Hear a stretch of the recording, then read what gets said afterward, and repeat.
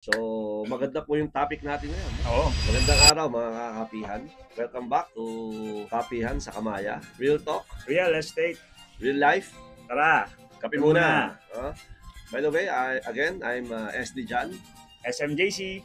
Welcome sa episode 5 no, ng Kapihan sa Kamaya. Right now, nandito tayo nasa likod po namin, no, yung aming 9 holes golf course. No? We call it Tandatangan.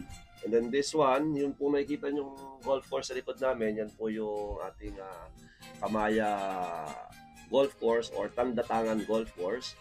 And pag nakita nyo naman, may mga bahay doon, no? Sa, anong tawag dito sa area na to? Fairways, no? Yan po yung mga prime lots namin dito sa Tandatangan, no? Yan po yung Tandatangan golf residences. And then, doon lang po sa harap namin, going sa beach, we'll show you later.